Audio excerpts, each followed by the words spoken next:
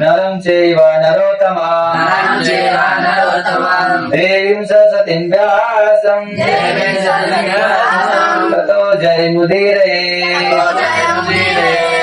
नष्प्रयायसु भद्रेषु नित्यं भागवत सेवया भगवते उत्तम श्लोके भक्ति भवति नैष्ठिकी मूकं करोति वाचालं पंगुलंघयते गिरिं यत्कृपातं वन्दे परमानंद माधव। आइए हम प्रार्थना करते हैं। सारे जो आचार्य हैं, जो भी हमारे गुरुजन हैं, उनको और कृपा की याचना करते हैं, जिससे हम भागवतम के जो गूढ़ ज्ञान से समझते हैं। ओम अज्ञानतिमिरन्धस्य ज्ञानाञ्जनशलाकया चक्षुरुन्मिलितं तस्मै श्रीगुरुवे नमः। श्रीचैतन्यमनोभीष्टं स्थापितं येन भूतले स्वयं रूपा कदा मह्यं ददाति स्वपदान्तिकं। वन्देऽहं श्रीगुरु श्रीयुक्तपरमं श्रीगुरु श्रीरूपं साग्रतं शरणं सजीवं साद्वैतं साधुतं तजनसहितं कृष्ण चैतन्य देवं श्री राधा कृष्ण हे कृष्ण करुणा सिंधु दीनबंधु जगत्पते गोपेश गोपिकान्ता राधा कान्ता नमस्ते तप्तकाञ्चन गौरांगी राधे वृन्दावनेश्वरी जगदानुसुते देवी प्रणमामि प्रिये कृपा सिंधु पतितानां पावनेभ्यो वैष्णवेभ्यो नमो नमः। जय श्री कृष्ण चैतन्य प्रभु नित्यानंद श्री अद्वैत गदाधर श्रीवासादि गौर भक्तवृंद।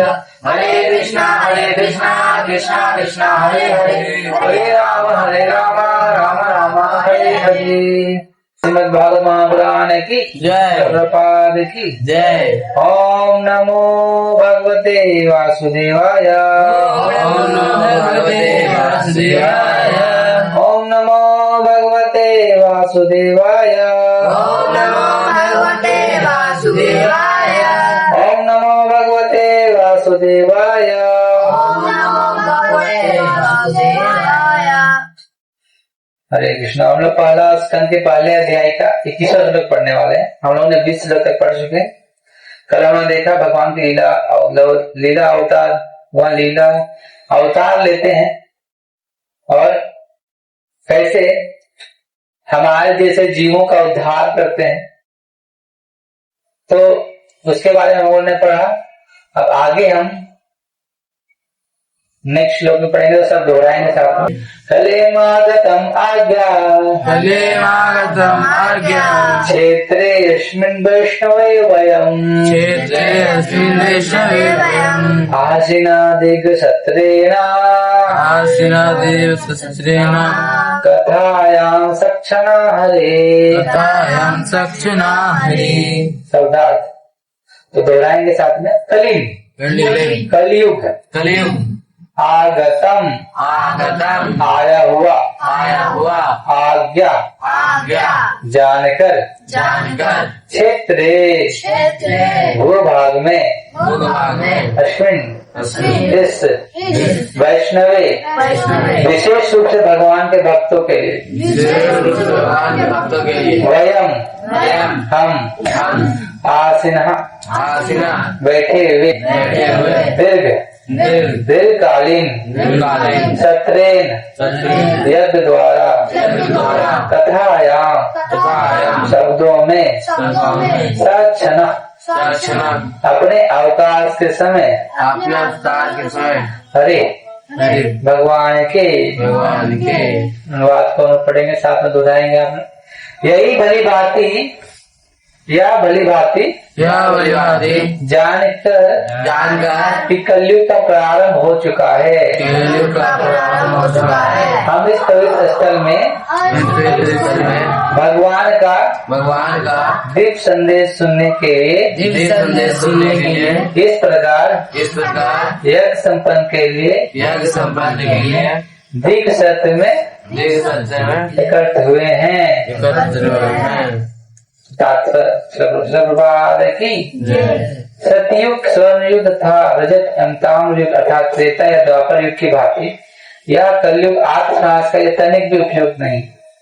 सतयुग में 1,00,000 वर्ष की उम्र वाले लोग आत्म साक्षात्कार के लिए दीर्घकालीन ध्यान में समर्थ हैं, और तथा त्रेता युग में जब जीवन की अवधि 10,000 वर्ष थी तो महान यज्ञों के अनुष्ठान से आत्म साक्षात्कार प्राप्त करने जाने लगा, और द्वापर युग में जब जीवन अवधि 1,000 वर्ष हो गई तो भगवान की पूजा द्वारा यह आत्म साक्षात्कार प्राप्त किया जाने लगा। किंतु इस कलयुग में अधिकतम जीवन काल 100 वर्ष की है, और वो भी कठिनाइयों से पूर्ण है। इसमें आज आत्म साक्षात्कार के लिए जिस विधि की संति की गई है वह भगवान का पवित्र नाम व्यास तथा उनकी लीलाओं का श्रवण और कीर्तन करना है ना। तो सती में कितना साल का उम्र होता था? 1,00,000 साल। त्रेता में 10,000 और द्वापर में 1,000। कलयुग में 100 साल बहुत मुश्किल थे, वो भी बहुत मुश्किल थे। तो कल सती में क्या करते थे? ध्यान करते थे, ओम नमो भगवते वासुदेवाय, ऐसे गाते थे ना। परात्मा ध्यान करते थे, ओम नमो भगवते वासुदेवाय, ऐसे करके हजारों साल तक तपस्या करते थे। उसके बाद आया त्रेता, उसे यज्ञ करते थे, यज्ञ अश्वमेध यज्ञ हो गया, राजसूय यज्ञ हो गया, यज्ञ के माध्यम से आत्म साक्षात्कार किया जाता था। उसके बाद द्वापर में क्या हुआ? द्वापर में लोग पूजा अर्चना करते थे, भगवान की पूजा करते थे, विग्रह का पूजा करते थे, आत्म साक्षात्कार करते थे। अभी क्या है? कलयुग। कलयुग में टाइम ही नहीं है, 50 साल तो इसे सोने में बिता देते हैं, है ना, जीवन के आधा से अधिक साल। और उसके अलावा तो इसीलिए भगवान ने क्या किया? सिंपल सा क्या क्या? नाम जप नाम जप यह करना है, और अपने आप उसको और क्या करना?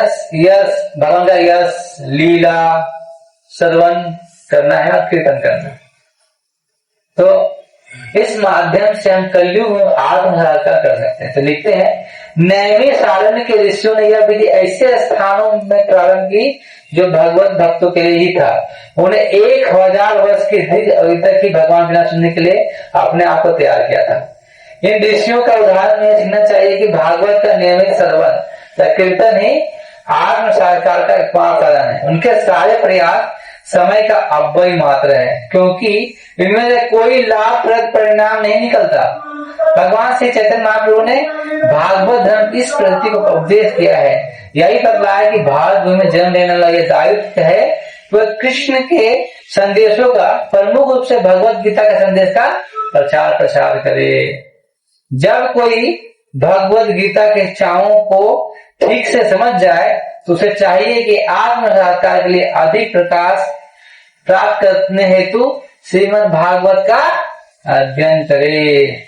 जब वो भगवत गीता के संदेश प्रचार प्रसार कर दे तो उसको चाहिए कि इस भागवत के अध्ययन को और भी आत्म के अधिक विधि को समझ जाए तो आत्म साक्षात्कार के अधिक प्रकाश में जल जाता है, मतलब वो और भी नजदीक होता है आत्म साक्षात्कार के लिए। ये माध्यम है कलयुग में क्या करने का? भगवान की प्राप्ति के लिए, भगवान से आत्म साक्षात्कार करने के लिए। ठीक है, तो हम यही कर लेंगे, क्या कि हम लोग को कहा जाना है? संकीर्तन में। हम नाम संकीर्तन में जाएंगे, भगवान का नाम लेंगे और गांव में आएंगे। ठीक है, तो चलिए। हरे कृष्णा कृष्णा कृष्णा हरे हरे, हरे राम राम राम हरे हरे। हरे कृष्णा कृष्णा कृष्णा हरे हरे, हरे राम राम राम हरे हरे। हरे कृष्णा कृष्णा कृष्णा हरे हरे, हरे राम राम राम हरे हरे। श्रीमद् भागवत महापुराण की जय, की जय। रुकिए, अभी जो लोग आप लोग YouTube पे देख रहे हैं या Facebook पे देख रहे हैं, तो लोग क्या करना है?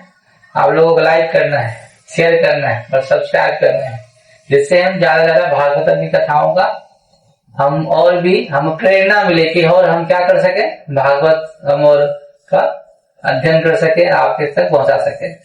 हरे कृष्णा। हरे